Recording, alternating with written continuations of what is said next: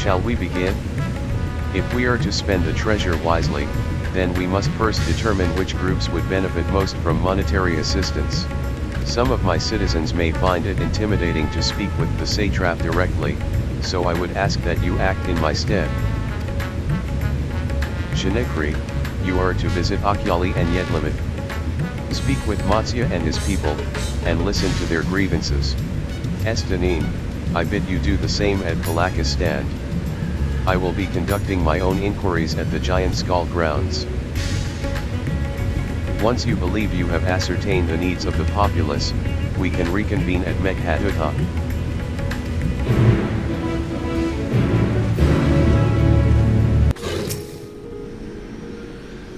Oh, Shinekri. I was so glad to see you had returned unharmed. You finished with the boat, then.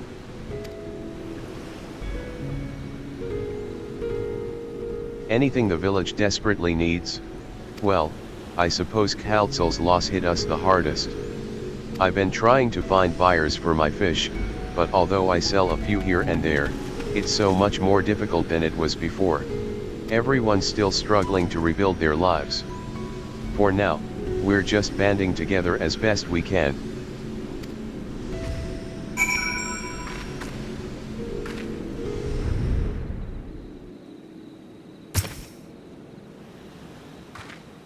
Greetings and welcome, traveler.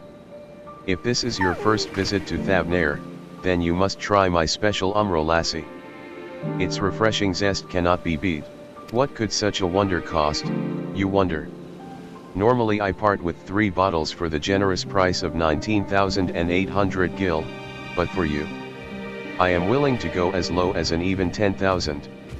You'd be practically stealing from me.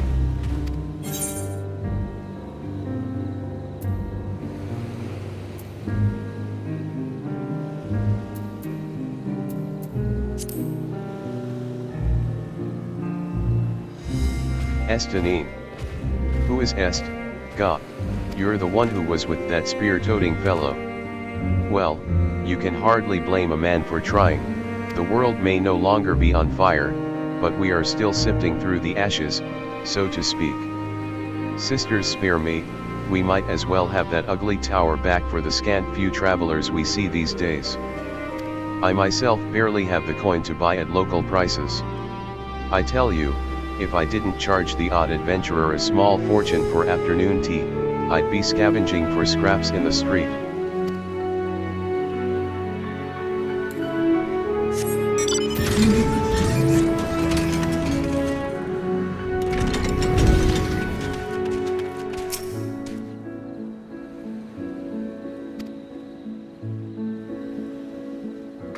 How fares the port? Well, it's in shambles, isn't it? The trade routes are open once more now that the danger has passed, certainly. But no small number of merchants have had to sell their ships to make ends meet in the short term. Add to that the sailors we lost in the final days, and it's little wonder the flow of exports is no more than a pitiful trickle. If Kaltzel and his consortium were still with us, I'm sure he'd have found a way to turn our fortunes around. Now that was a man who got things done, God's rest his soul. You have spoken with key local figures, and gained an understanding of the populace's hardships. Varzhan awaits your report at Meghadutta.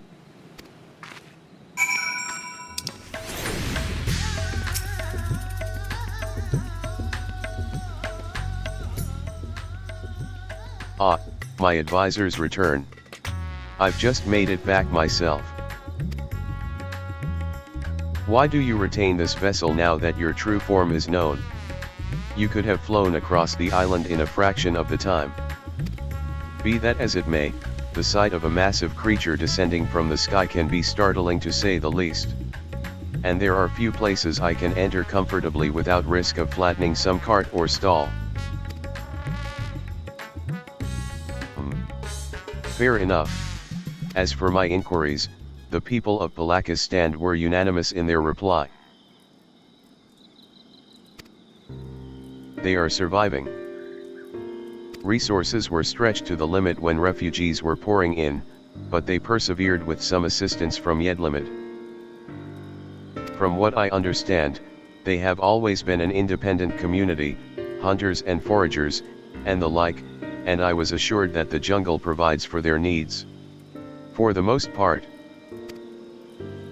Palakistan has weathered the disaster better than most, it seems. I myself heard good news and bad. The quarrymen were cautiously optimistic, having just sold a full wagon of giant skull to a foreign trader. But such visitors are few and far between. Compared to our best years, the weight of stone leaving Thavnair has been light indeed. Our nation is small and isolated, its prosperity dependent on a steady stream of exports.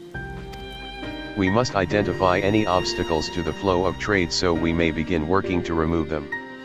Tell me, what did you learn in Akyali and Yedlamit?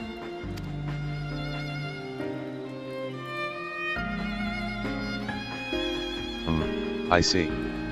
Without a dedicated buyer, the average fisherman must struggle to offload his daily catch, which is why I believe we should first address the lack of ships and shortage of able-bodied sailors in Yedlamit. I am reminded of a child I spied as I made my way back to the palace. His father lost at sea when the beast sunk their vessel. So many variations of the same tragic tale, repeated over and over. So many lives lost.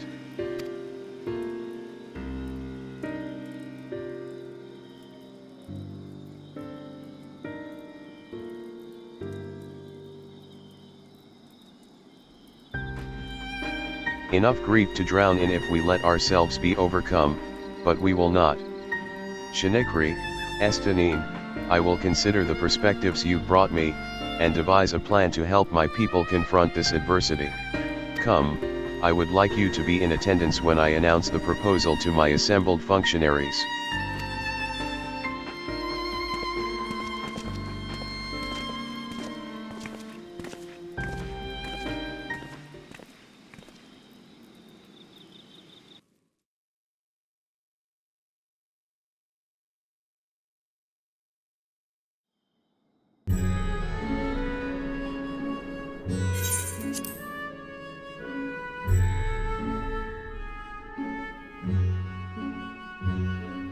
I thank you for your attendance.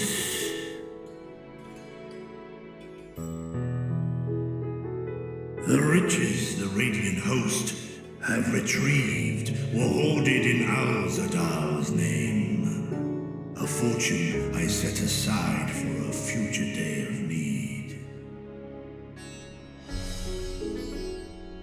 And lo, that day hath come. May it aid our wounded city in reclaiming its vibrancy and vigor. In better times, I would leave such a task to our capable Ahawan. God's rest his soul.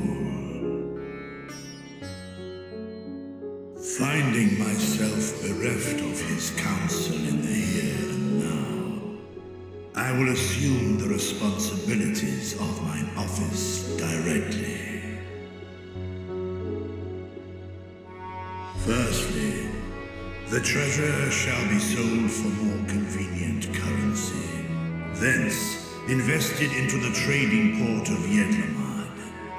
Our merchants must have their operations restored, their ships rebuilt. Commerce must flow once more. None were spared the tragedy of the final days. Of this I am well aware. But an absence was created by the loss of Karzal's consortium. And by filling it, we provide new means for our fishermen, our artisans, and others to bring their wares to distant markets.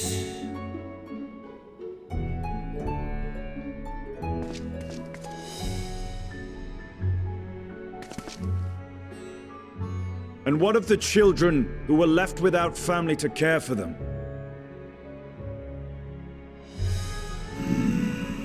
That is a concern which weigheth heavily upon my mind. The simple gift of coin will soon be exhausted, leaving these young souls adrift on the fringes of our society. Nay, a proper solution is needed, one which doth guarantee their welfare for years to come. Thou hast surely seen how other nations rise to meet this challenge, adventurer. What dost thou deem the wisest course?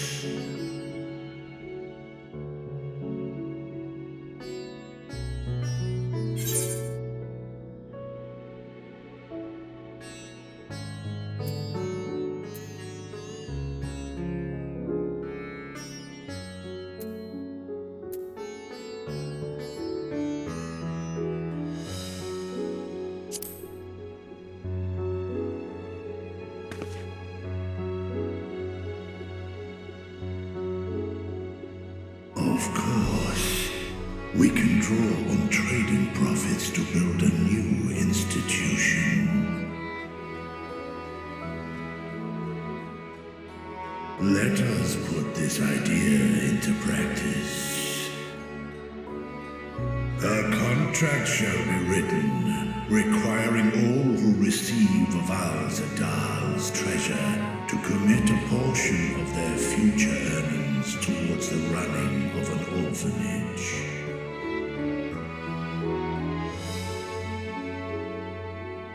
Now, such an influential policy is deserving of a worthy name.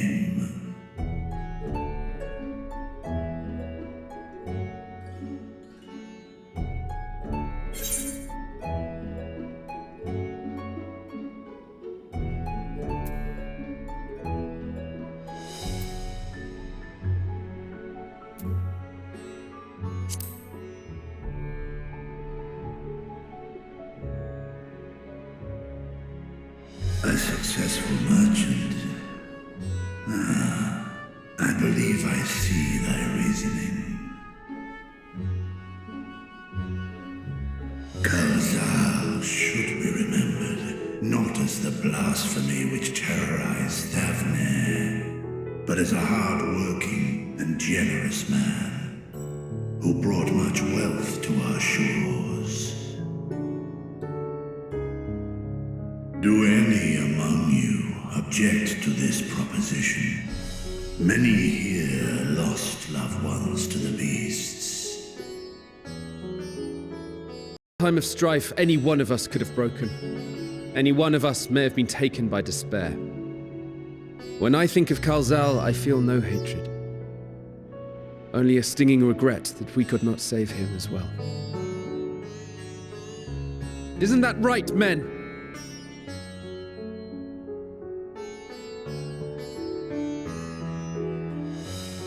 This bodes well for that boy.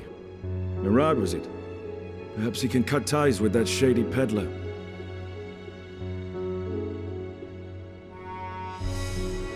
Then let it be done. Henceforth, this initiative shall be known as the Kalzal Foundation. Nabdeen, thou art to assemble a patrol and ensure that no child in this city liveth in squalor.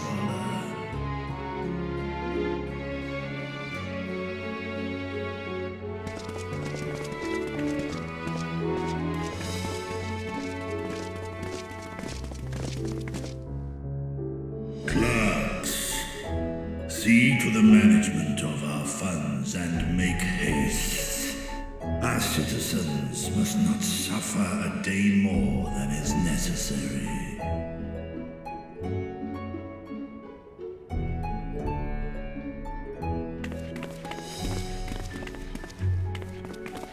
Dragon and man, side by side in pursuit of a brighter morrow. I'm reminded of Ishgard.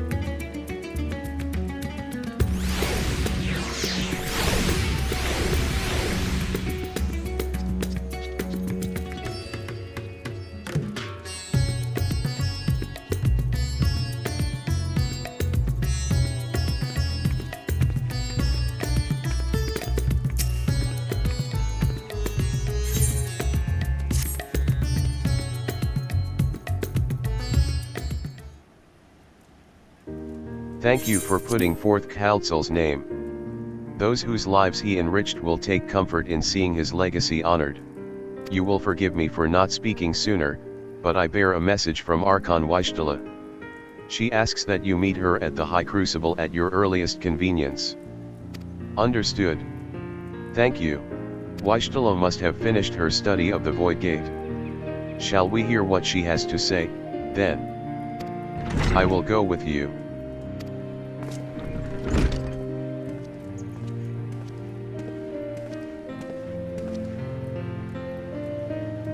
I thought the satrap would be too busy setting up the foundation. My clerks have been the well-oiled cogs of this administration since before Ahuan assumed the office. They understand what needs to be done. And I am curious to learn what conclusions your Archon has reached concerning the gate's unique construction. As you wish. Allow me to lead the way, Your Excellency.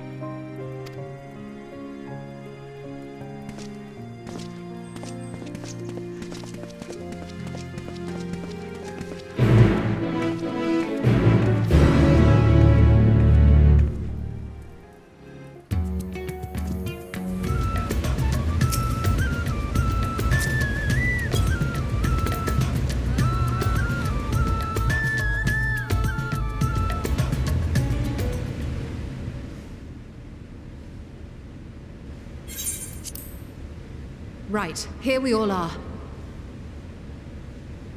You discovered something new. I took a closer look at that device. I was able to determine how it keeps the Void Gate sealed, but not how it might instead be employed to expand the opening. For that, I would need to reference the technique developed by Vritra's alchemists, no records of which appear to have survived the intervening years.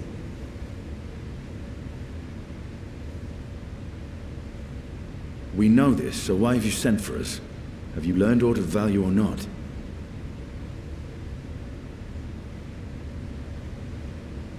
Patience, good sir.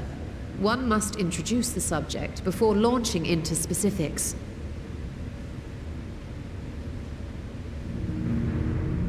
From what we understand, travel between worlds is accomplished by passing through the nebulous rift which exists between them. Picture, if you will, the moment you were called to the first.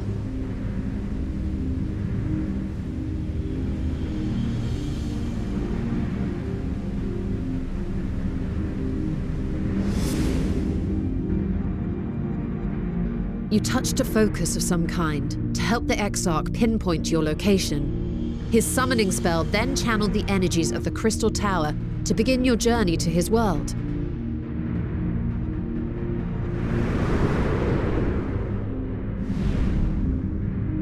The magics tore a hole in the walls separating source and shard, and cast you into the intervening nothingness. In that place, the laws of nature hold no sway.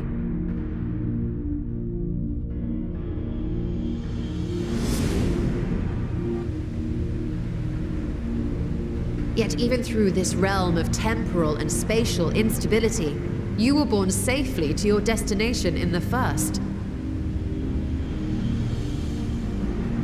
The feat that guided you across such an unimaginable distance, both physical and metaphorical, was nothing short of a miracle.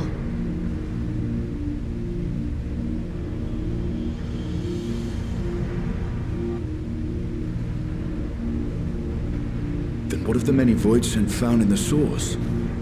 Who guides them here, and how? An excellent question. Though there are several methods by which the Void's denizens might intrude upon our world, the rituals of summoning are the most typical. For example, let us consider the Gargoyle, a creature of middling power.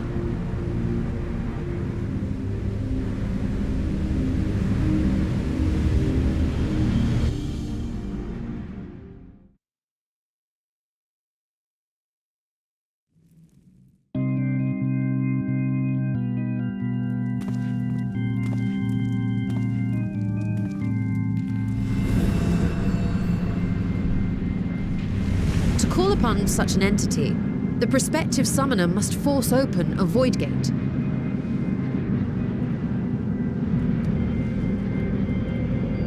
The portal lasts but a moment and is relatively small, allowing only an imp or other lesser being to squeeze through with their physical body intact.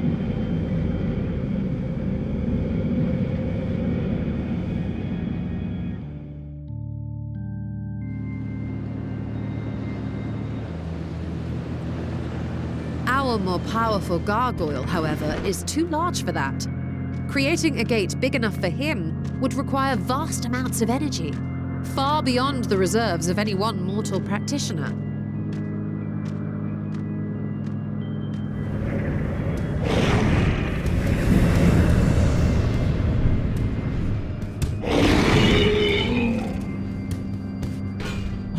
Instead, 'tis far more common to bring over only the entity's soul.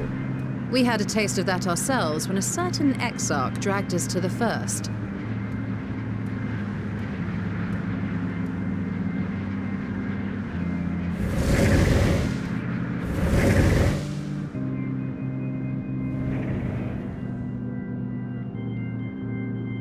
And just as our bodies remained in our world, the Void Sense physical form is left behind in the 13th.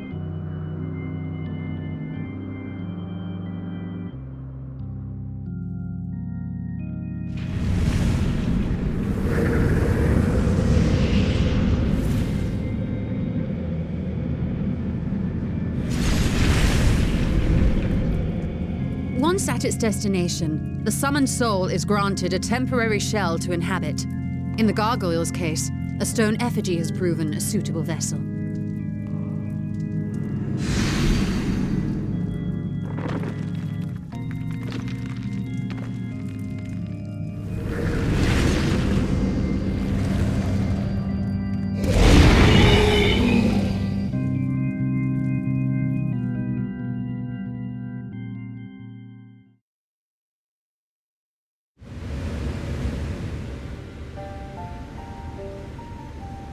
Wait. You said that Voidsent must be called here deliberately by someone in the source, reeled in like a fisherman with his catch. Exactly. For a being to navigate the chaos of the rift, with or without form, there must needs be a guiding agent on the other side.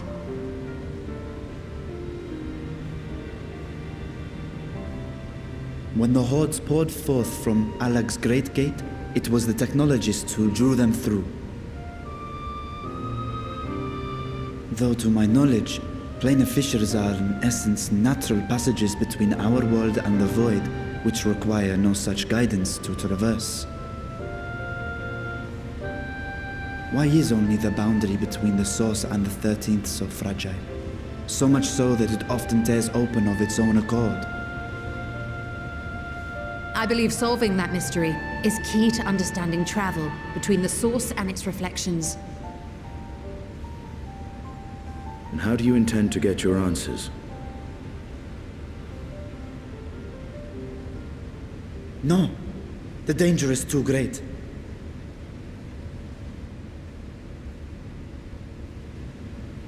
Perhaps, but what some call danger, others think of as adventure.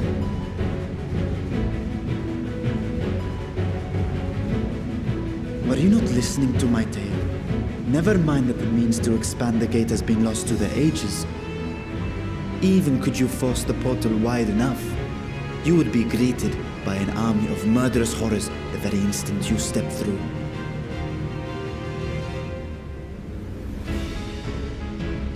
I assure you I was most attentive, and I agree that to go alone would be certain death. But if I were to bring along one who has already braved the 13th, and humbled the cloud of darkness, well, I imagine my chances would be much improved.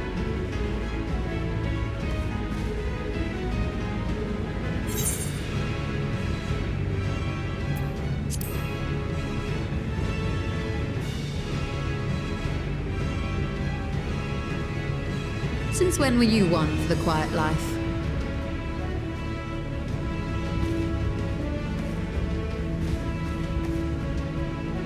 Once again, I put my life in your ever-reliable hands. That said, as much as I would like to march straight back to the Void Gate, there is the small matter of being unable to open it without the Satrap's personal authority.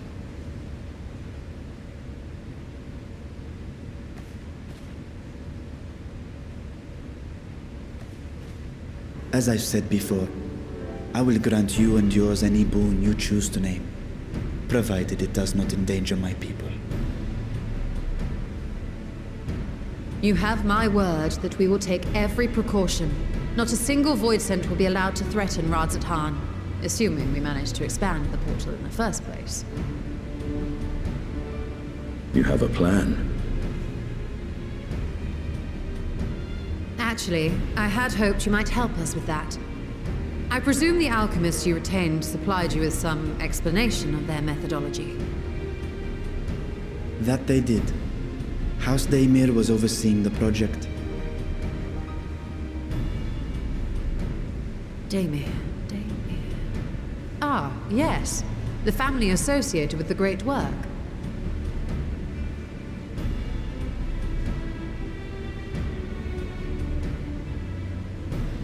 I did not fully comprehend the theory, but their research began with a void scent which had slipped through the fissure.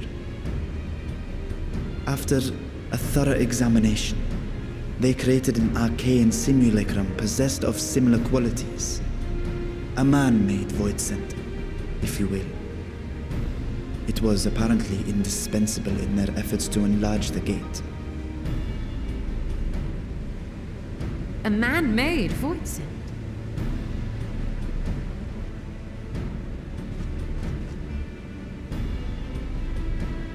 Yes.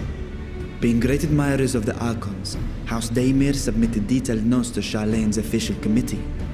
They expected praise and accolades for their simulacrum, and were thus devastated to be informed that their work had been classified as prohibited material. If that's true, then those notes might still be stored in a forbidden archive somewhere. Not Google, of course, since that library had yet to be built. Which leaves us with...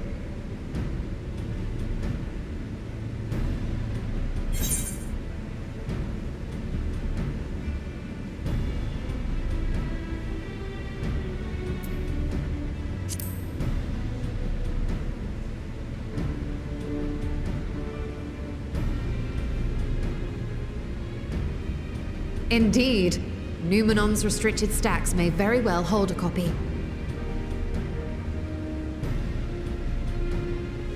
In which case, I say we head directly to Charlene.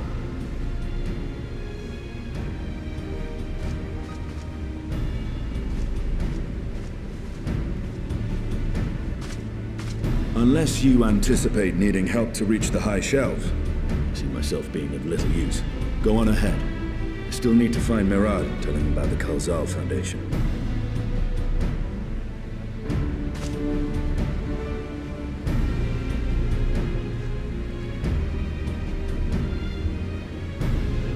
Let us be on our way as well.